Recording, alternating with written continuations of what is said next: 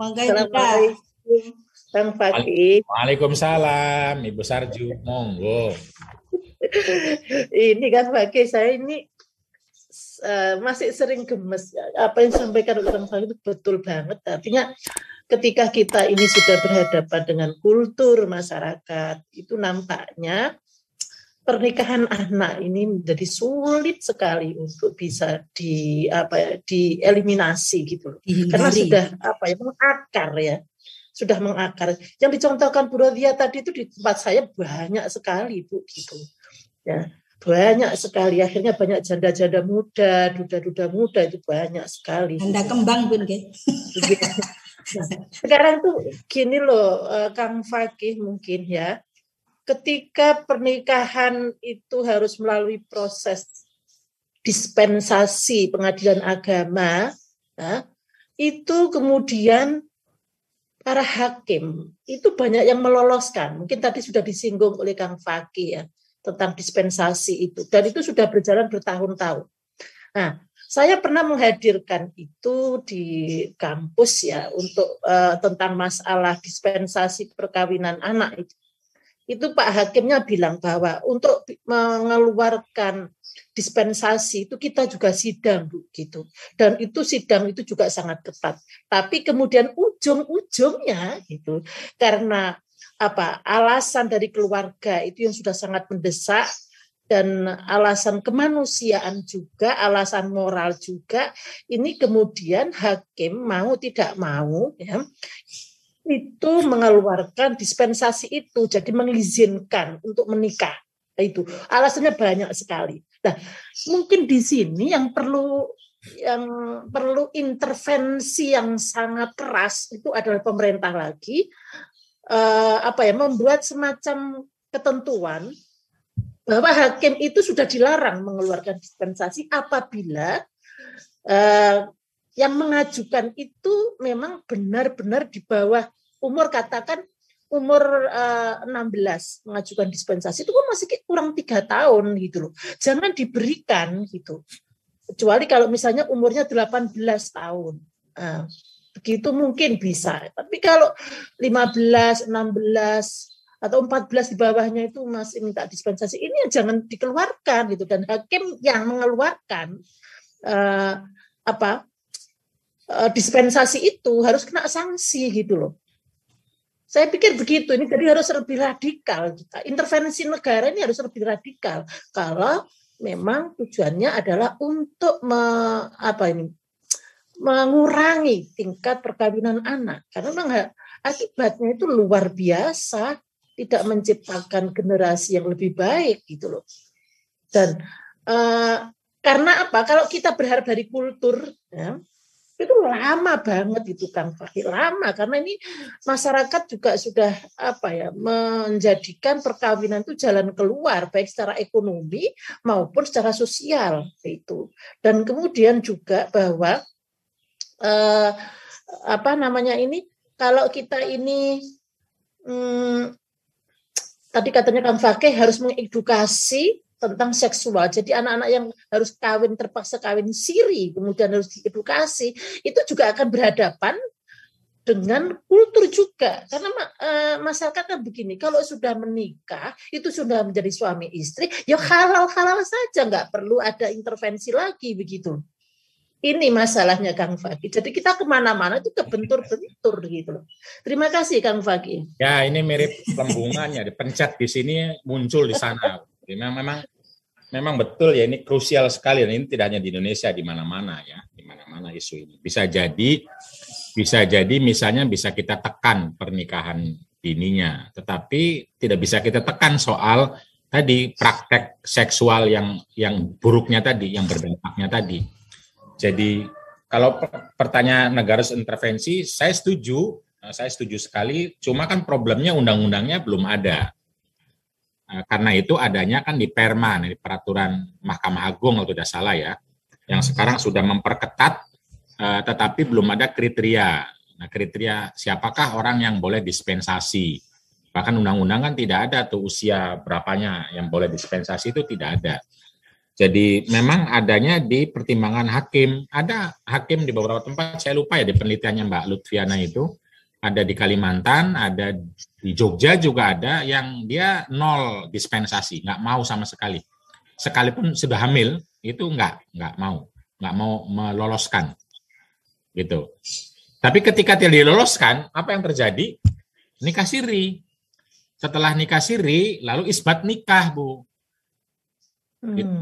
Jadi kan memang di kulturnya kuat sekali gitu loh. Jadi sudah dipencet di atasnya, di bawahnya dorongannya kuat sekali, tetap aja nyembul, tetap keluar. Kuat. Nah, karena itu ini memang tanggung jawab bersama ya. Jadi terutama negara tentu saja kan bisa jadi faktornya di beberapa tempat, walaupun tidak semua ya, itu kan soal kemiskinan, soal kesempatan pendidikan. Jadi orang yang pendidikannya, yang waktu untuk belajarnya itu kurang, itu kan lalu banyak hiburan, banyak lamun, lalu akhirnya terjadilah yang tidak kita inginkan. Tapi ketika waktu belajarnya betul-betul digunakan untuk belajar, itu mereka sibuk lah untuk ngurusin begitu, tidak ada.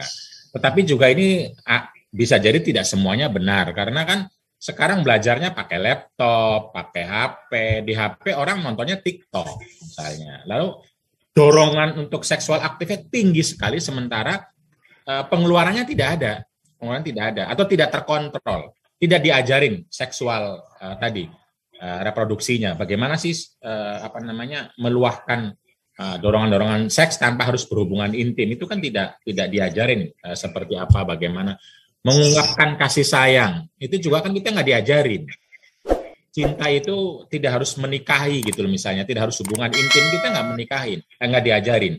Malah justru remaja itu kan begitu, kamu kok cinta tapi nggak mau dicium misalnya, nggak mau hubungan intim, itu malah begitu obrolannya itu. Mahasiswa kan ngomongnya begitu, nggak mau hubungan intim itu bohong cintanya.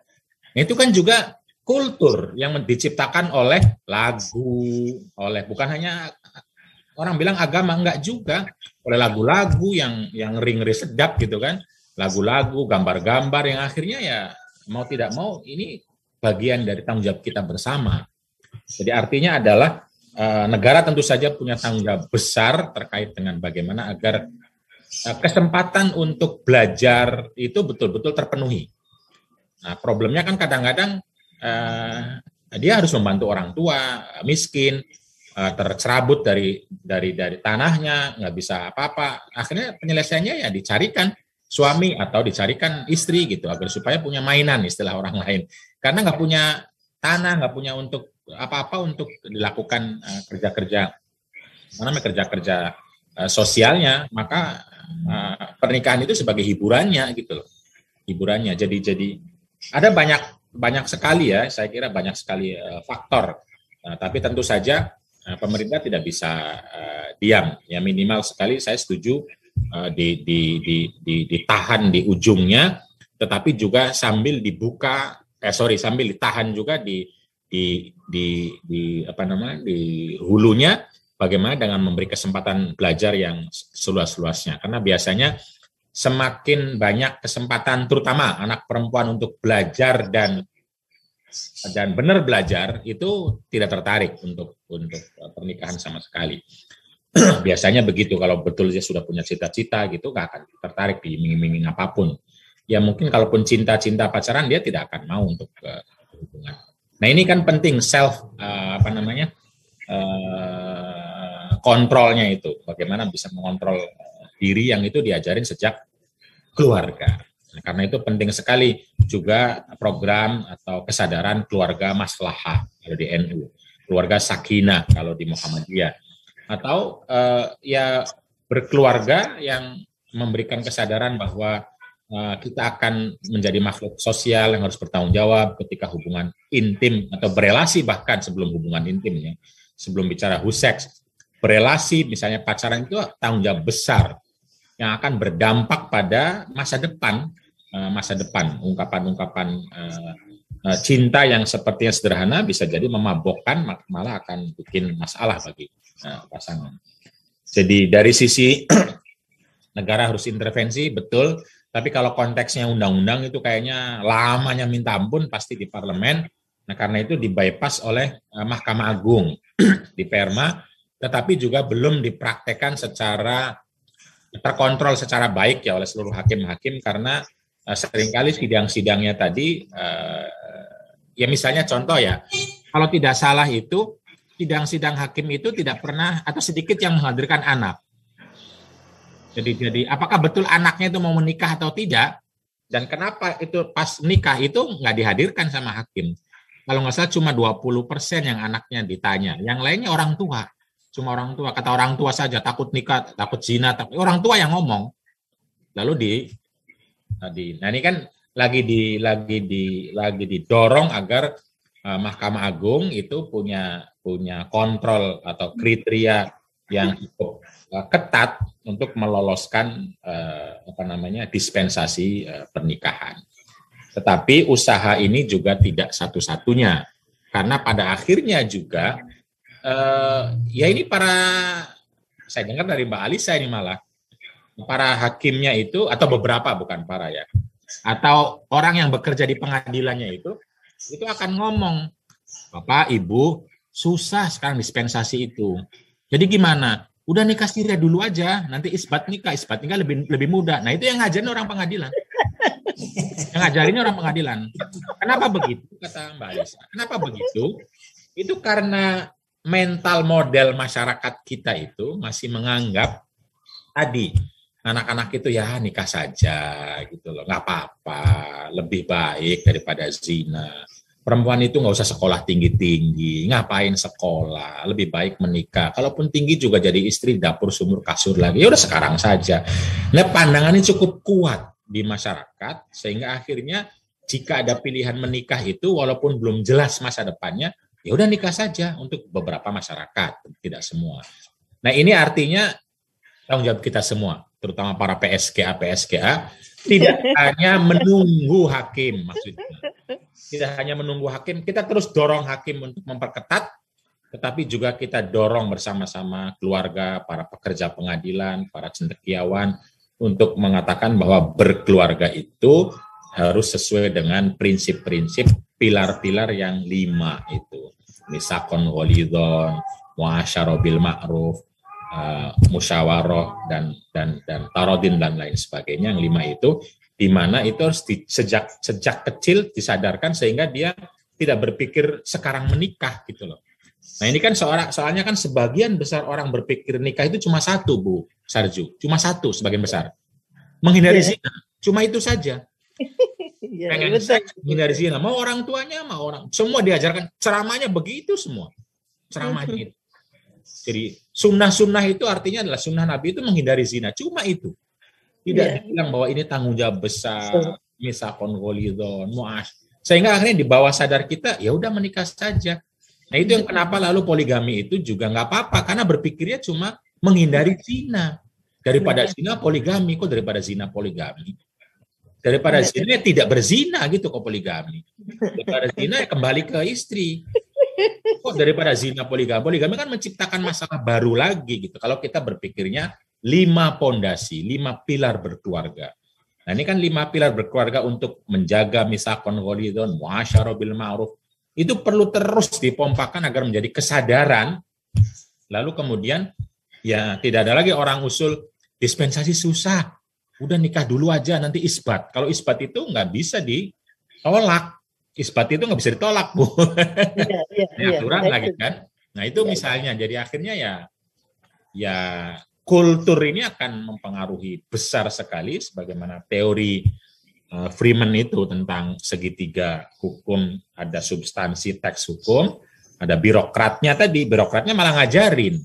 Dan ada kulturnya sedemikian kuat orang menikah itu hanya urusan seks, hanya urusan bebas dari zina, bukan tanggung jawab bersama sehingga akhirnya perlu dipikirkan kenapa harus sekarang gitu menikahnya, kenapa maksudnya anak-anak itu tidak ditunda sampai tepat waktunya, sampai bertanggung jawab. Nah kalau sudah jadi kesadaran bersama, insya Allah tidak ada petugas yang ngomong udah nikah dulu aja nanti gampang isbat. lain-lain ya, lain-lain. Ini tugas bersama saya, Mbak Sarjo, Mbak Rodia, dan lain-lain. Bagaimana mengajak anak-anak, keluarga, teman-teman bahwa pernikahan itu adalah soal tanggung jawab.